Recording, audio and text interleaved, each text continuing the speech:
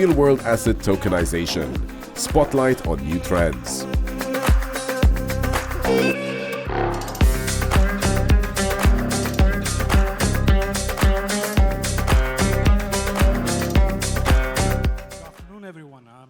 I know, like me, probably all of you have been waiting for this session because it's going to bring some materialistic part to the whole blockchain and crypto field of play.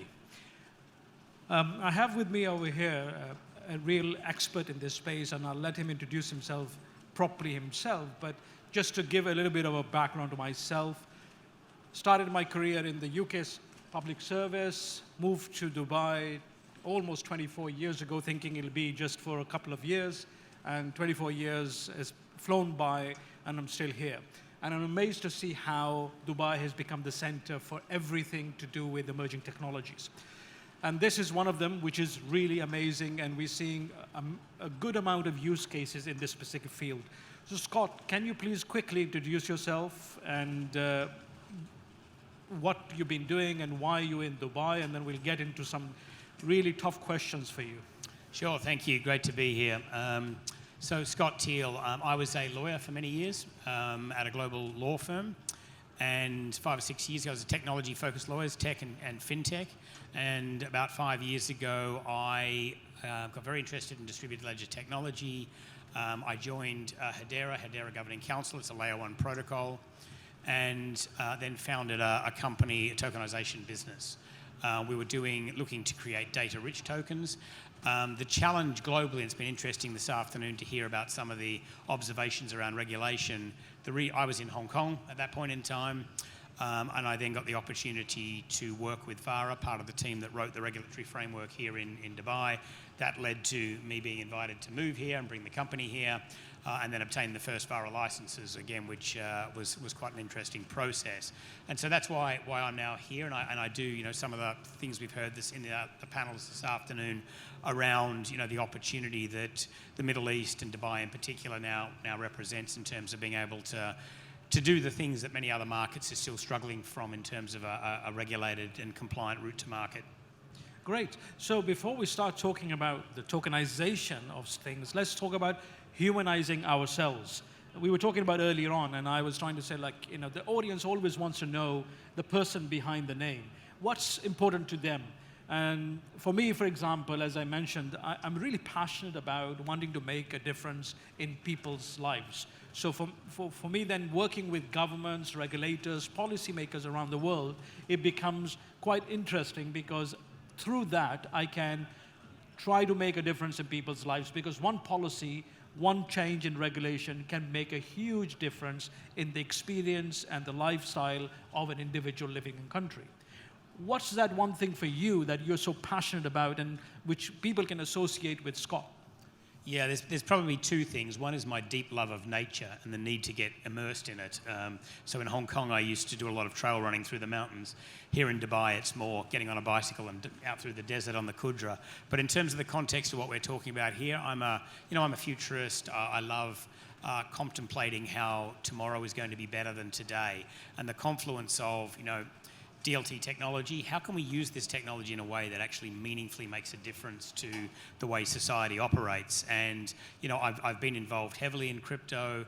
I'm a director of a crypto project and been a governing council member on that project. However, I think the real potential of this technology is to fundamentally change the way the financial systems work, which are very exclusive in reality. So for me, the real, the why am I here? Why did I build this? Why are we trying to do this thing?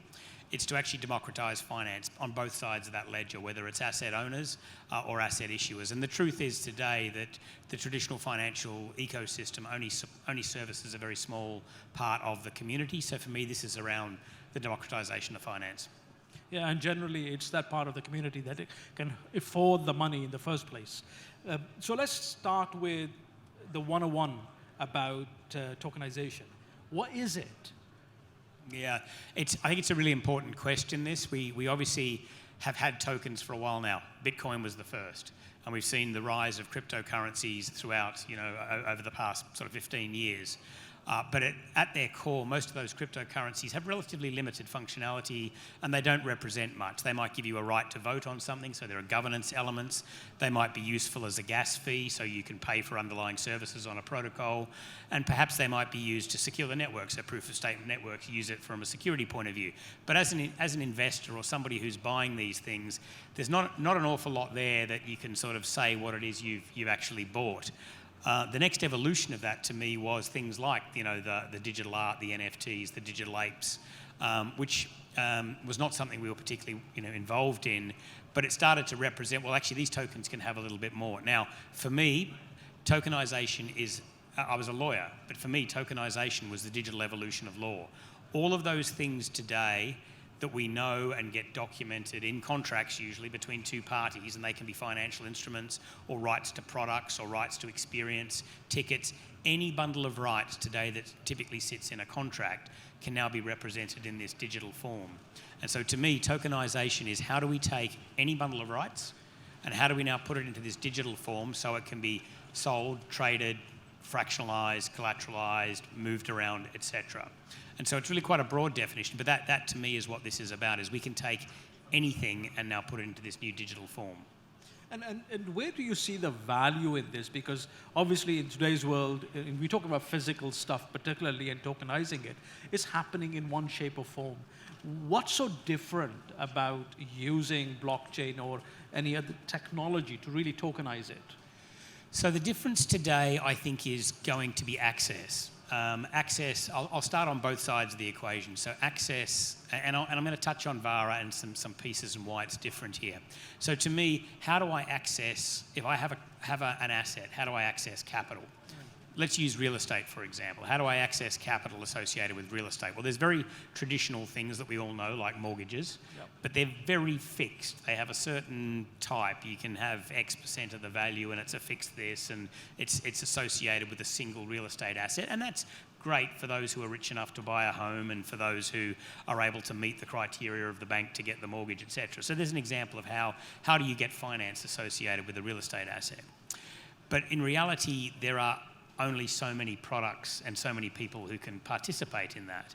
What this technology allows, and combined with the new regulatory framework, particularly here in Dubai under VARA, is the ability to look at that underlying asset, real estate, and now create brand new things, brand new ways of accessing it. So the ability for an asset owner to say, well, instead of just selling my property or instead of maybe liquidating some of it through a traditional mortgage, I can now actually do what might in old world might look more like equity crowdfunding, but without the need to do equity and without the restrictions of equity crowdfunding. So by tokenizing and fractionalizing real estate, you can say to people, well, would you like to own a piece of this? Now, for many years in Hong Kong, I talked about the IFC coin. The IFC, the International Financial Centre, tallest building on Hong Kong Island. We can do the same here, the Burj Khalifa coin. Who would like to own a fractional piece of that asset in a way that gives them exposure to the operating profits of that fantastic, iconic building, but also gives them exposure to the capital appreciation of that asset? Now, that just doesn't exist today. People will say, and my colleagues in the law firm from the real estate department talk about REITs as being fractional investment in property, but the truth is REITs are usually, they're more like a fund. They're a bundle of assets. They're all smooth. They're very, very managed. There's very limited investor connection I see with REITs. It's something people might buy as part of their retirement portfolio planning. But there's very little sort of direct connection to the asset. Now, this technology is going to allow an asset owner to say, well, I'm going to give people the ability to buy a piece of this and get exposed to it. On the flip side, investors are now going to be able to have access to these assets. And one of the really interesting things with the VARA regulations is they've opened it up to retail investors. So it's not just only rich people can play. Now that, to me, is an important part of the democratization process. And that's what I was thinking while you were talking about it. In a way, it's kind of like, as an individual, a physical thing I own. It's like, I'm IPOing it. So I've done an IPO of my building or my house through the tokenization. I love that, and that's exactly what, to me, we saw a version of IPOs in ICOs, but they were just these coins which were very sentiment orientated and query how do you truly value a crypto coin. A lot of it's sentiment. But you can truly value something like a piece of real estate because it has a fairly well understood, value based on valuations you can get done. It has a P&L, it has operating revenue, so you can do a more traditional analysis. And I see tokenization as the hybrid between the very expensive, only suits very large companies who've got the ability to do an IPO, and the kind of unregulated ICO world that we saw. This is the very interesting hybrid, that mix between traditional finance and the new technology and what that's going to enable. It has to be regulated, and it will be regulated. The last panel was good to hear all of the exchanges acknowledging they're all going to be regulated everywhere in the world. That's where we're heading. We've always been focused on these assets being, regulated offerings, but it is that mix of the old and the new in a new way that's going to create more opportunities. So what are the kind of types of assets that you see on the rise at the moment? Yeah. We've been working on a range of things. So funds are very obvious. Funds, if you like, almost are fractional because there's an asset that's put into a fund that is then sold off in units. It's almost a structure that is almost fractionalized already. So it's a relatively easy and familiar legal structure to be doing tokenization. We're seeing a lot of interest from real estate. The challenge with real estate, and indeed any asset that sits in a government registry, is how do you structure it in a way that you can do these things and real-time settlement and lightning speed things, but you have to then go and turn around and deal with the paper-based wax, seal, stamped, chopped days of settlement. And so again, we've been structuring a lot of these deals in a way that bridges the gap between those two, so that you can get the benefits of this very high-speed real-time settlement technology, and the fact that the underlying asset actually sits in a corporate registry or a land registry or some other piece. But real estate is going to be a very significant. What we've seen globally is a lot of pent-up demand from people to do this on both sides, investors and asset owners. What's going to unlock here now in the Middle East is the regulatory frameworks that allows you to do it, because it's just incredibly difficult to do it. I was going to pick on that. Now, you obviously moved over here about a year or so ago. You must have seen something in Dubai, particularly in this region.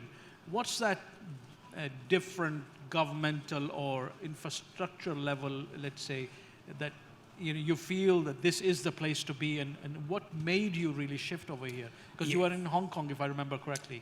I was in Hong Kong for a decade, and in the UK for a decade before that, and originally from Australia. The difference was the emergence of a completely new regulator in VARA.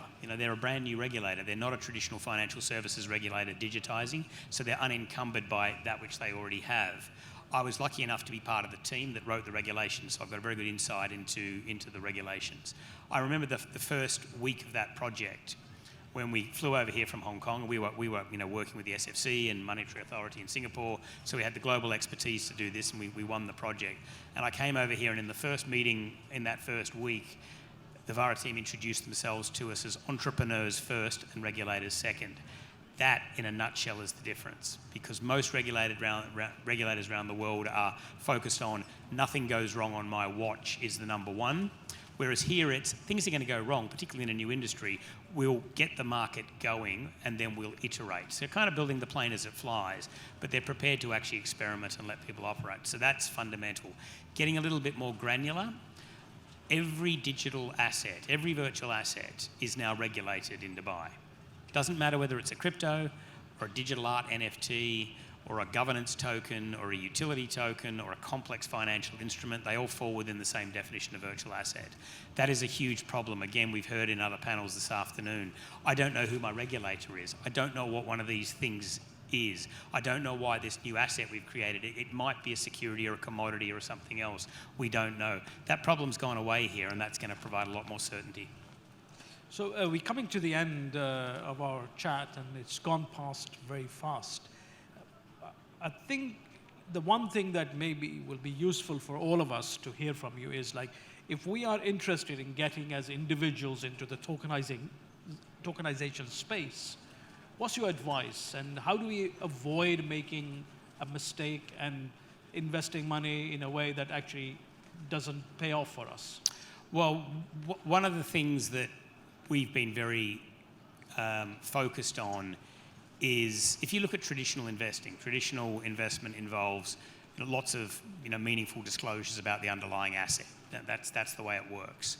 That hasn't been the case in crypto and ICOs. There's been a white paper that has notional, kind of information about what it is it's going to be.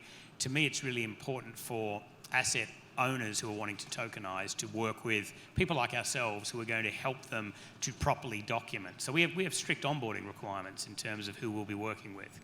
The other thing to look at is to make sure you're thinking about which technology you're using. I'm sitting here today as a representative and board member of Hedera. There are lots of different choices of protocols, but they actually have some pretty fundamental differences. So some of the better known protocols we see today, I don't think you would want to be doing real world asset tokenization on a protocol that has a habit of going down 24 hours at a time, because that might be okay in NFT land, but if you're actually trying to run a business or a finance, that's no good. You can't have the network's down for a day or 2 days. So stability, governance, and again, green credentials. Hedera is a carbon negative chain. A lot of these kind of meaningful aspects of the underlying technology are going to be important, as well as the quality of the token and the amount of information that goes into it. Scott, thank you for that. Really appreciate it, much. and it was a great chatting with you. I wish we had more time, but we need to evacuate the floor for the next panel discussion to start. Thank you. Thank you.